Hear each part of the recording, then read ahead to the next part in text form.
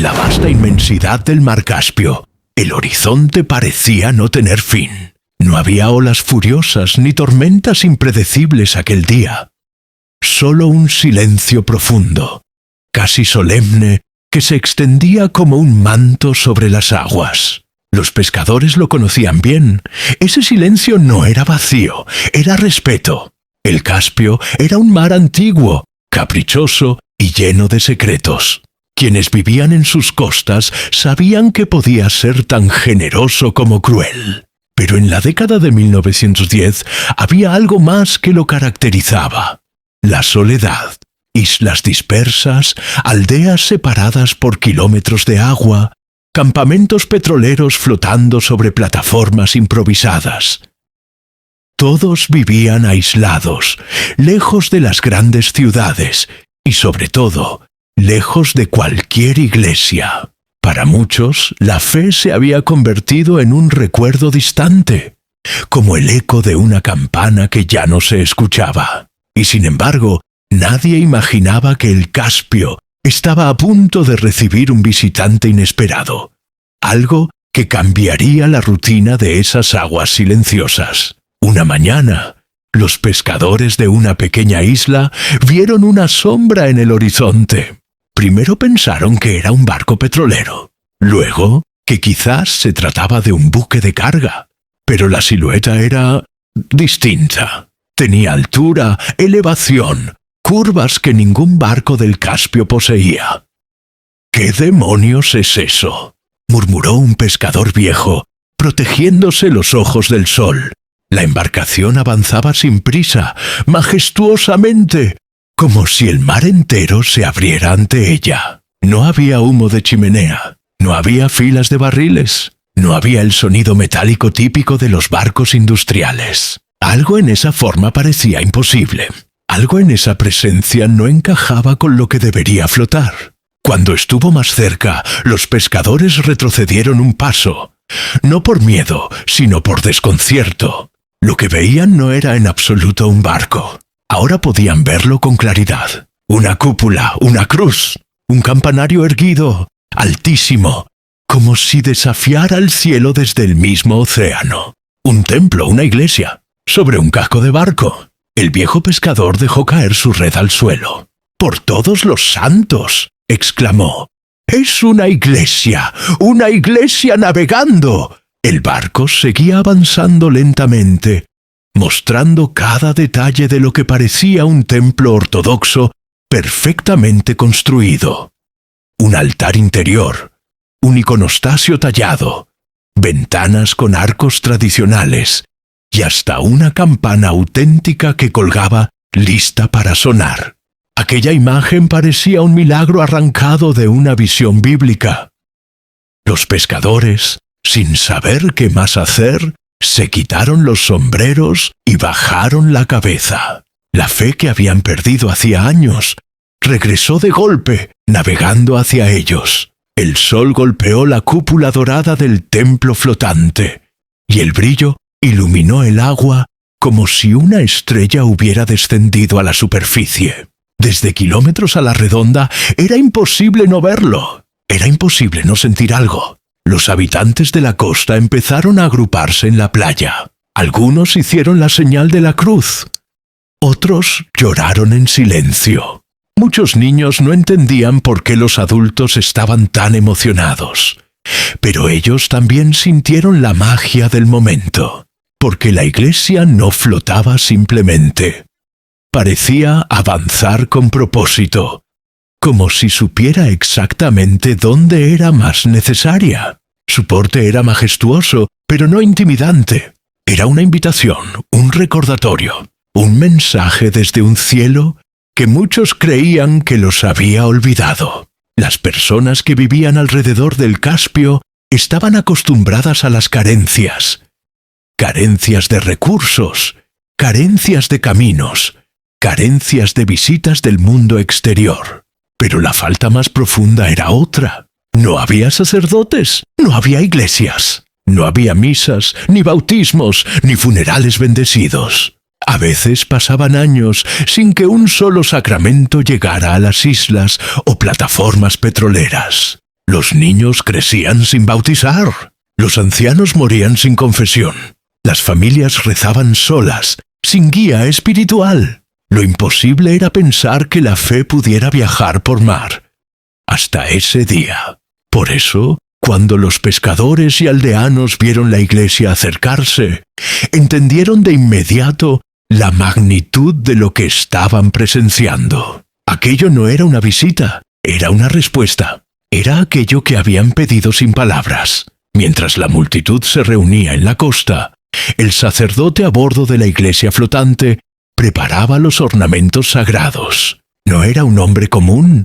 Era parte de un grupo que había soñado lo imposible, la Sociedad de Misioneros Ortodoxos. Había pasado meses, incluso años, analizando la situación del Caspio. Habían visto mapas, rutas marinas, densidad de población, pero nada importaba tanto como una verdad simple. La fe no debe esperar. La fe debe ir. Sabían que construir iglesias en cada isla era imposible. Sabían que enviar sacerdotes aislados era peligroso e impráctico. Entonces surgió la idea. ¿Y si la iglesia viajara? ¿Y si el templo pudiera ir a donde las personas no podían venir? La propuesta fue considerada una locura. Pero la locura, cuando nace del deseo de ayudar, puede convertirse en milagro. Y así, con el apoyo de donaciones, artesanos, ingenieros y devotos, nació la primera y única Iglesia Ortodoxa flotante del Imperio Ruso. Y ahora, finalmente, su misión había comenzado. El barco iglesia avanzaba lentamente por el Caspio, dejando una estela que parecía un hilo de luz sobre el agua oscura. El sonido de las campanas resonaba a kilómetros de distancia, avisando a los pescadores que la liturgia pronto comenzaría. Muchos remaban en pequeñas embarcaciones para llegar antes que otros, como si temieran que la gracia pudiera agotarse. En una isla remota, los habitantes interrumpieron su rutina cuando vieron la cúpula dorada acercarse. Para ellos, aquello era más que un barco. Era un mensaje de que no estaban olvidados. Las mujeres llevaron niños para bautizar.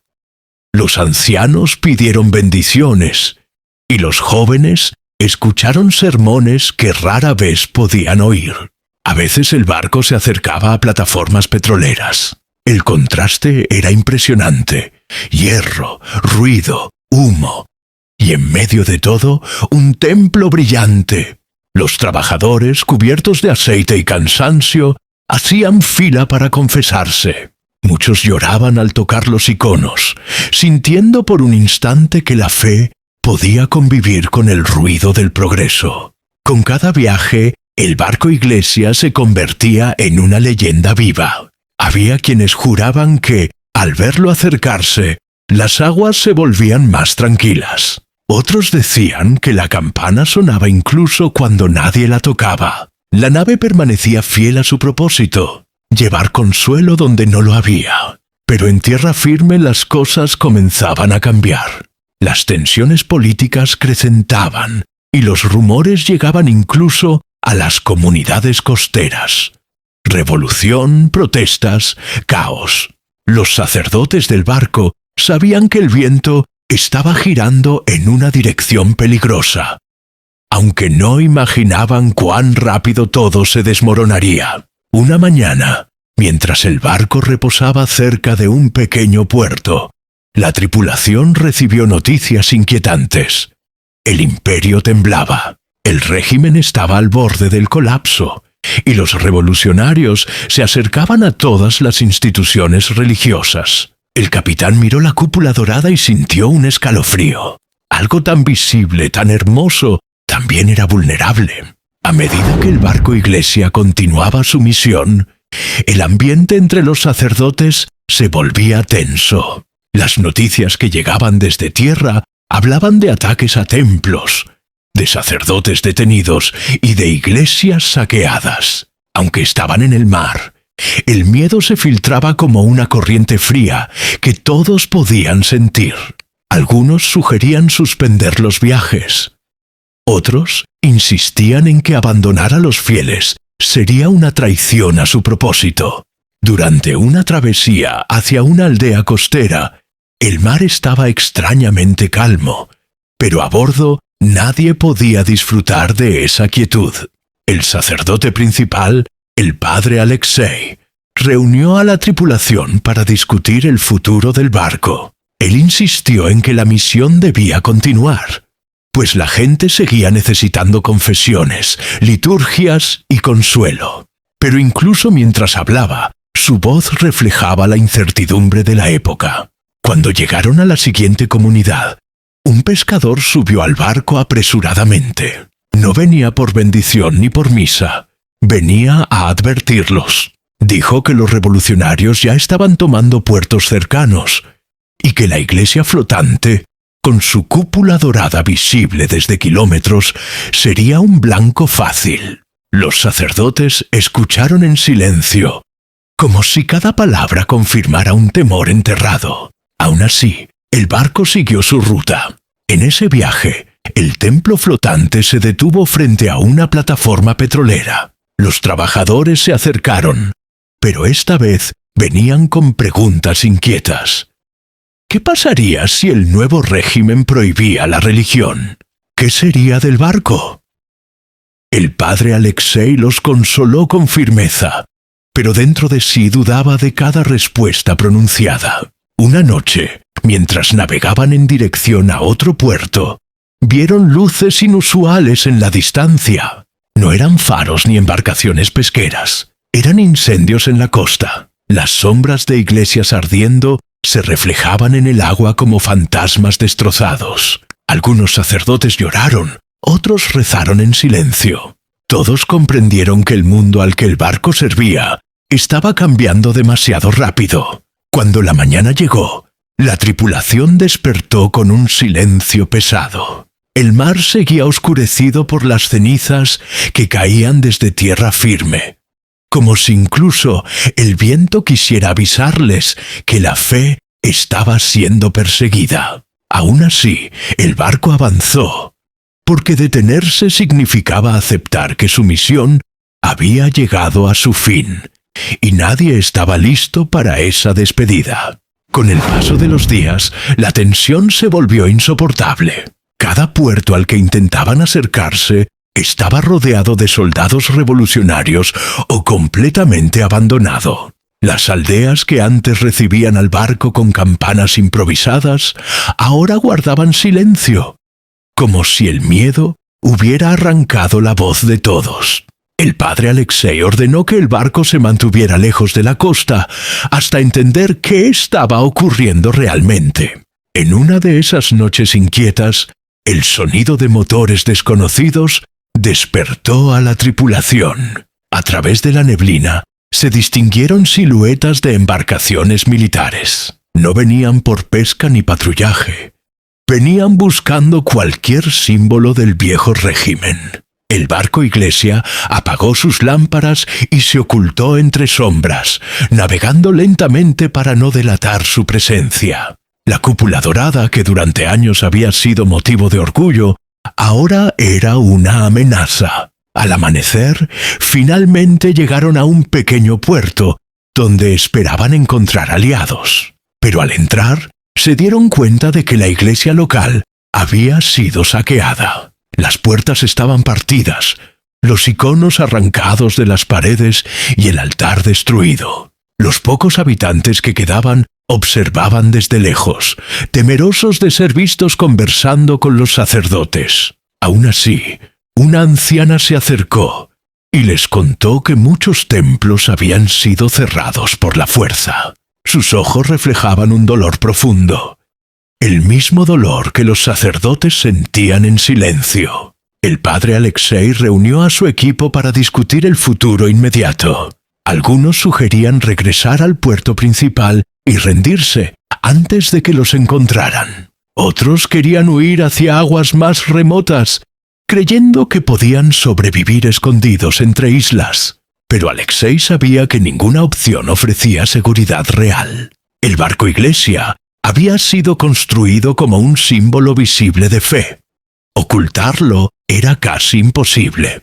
Así, decidieron seguir su ruta final hacia una de las aldeas más aisladas del Caspio, esperando que allí aún hubiera creyentes dispuestos a recibirlos. El viaje fue silencioso, quebrado solo por el sonido del agua golpeando el casco. A cada milla navegada, la tripulación sentía que se alejaban no solo de la costa, sino también del mundo que habían conocido. Cuando por fin llegaron a la aldea remota, la recepción fue triste pero cálida. Los pescadores los miraban con mezcla de esperanza y temor. Sabían que el barco corría peligro y que ayudarlo podría traerles problemas. Aún así, aceptaron celebrar una última liturgia, quizás la última que verían en mucho tiempo. La ceremonia estuvo llena de lágrimas de fe, de despedida y de incertidumbre.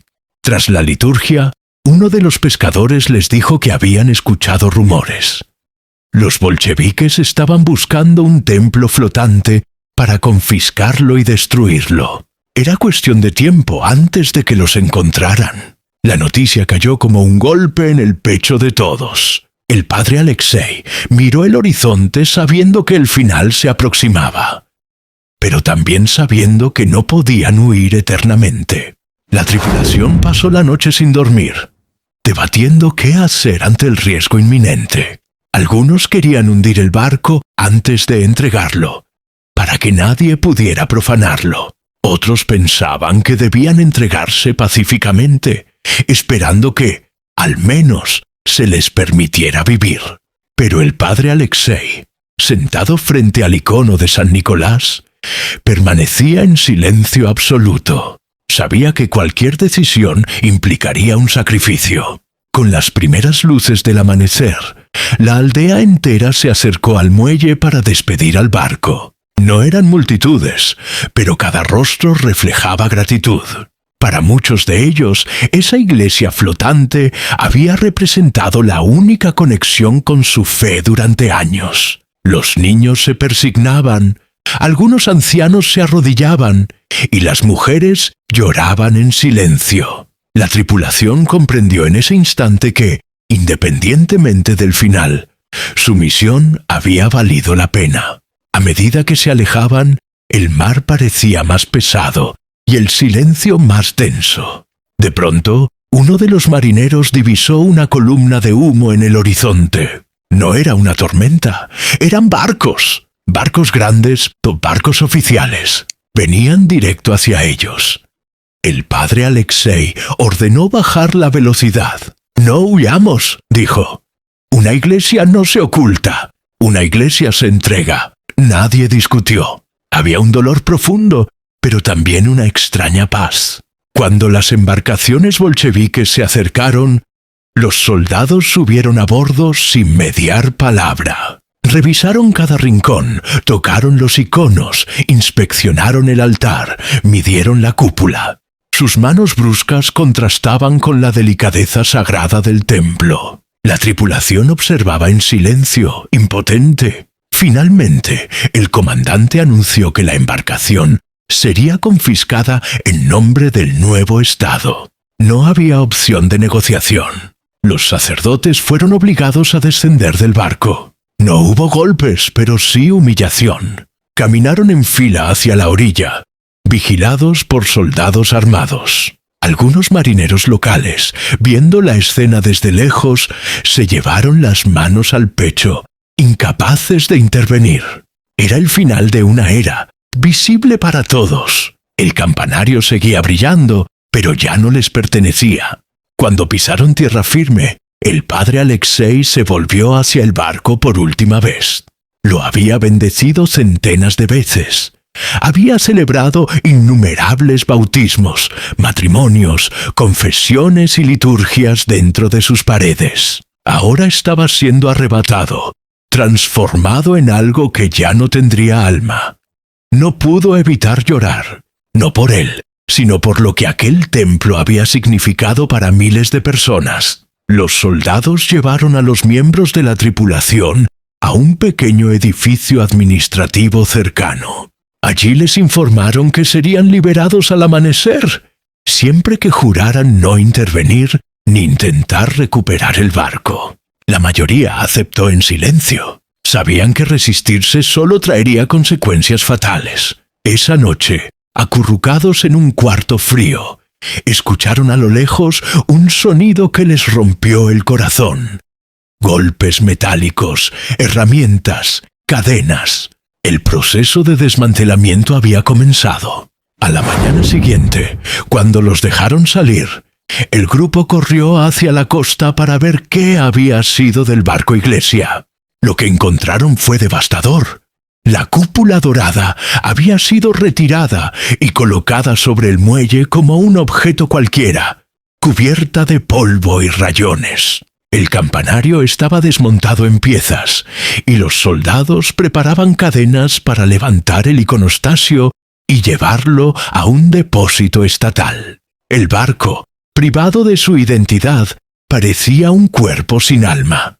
El padre Alexei cayó de rodillas al ver el altar siendo desmontado. No gritó, no reclamó, solo inclinó la cabeza y murmuró una oración. Los habitantes de la aldea, observando desde lejos, comenzaron a acercarse lentamente.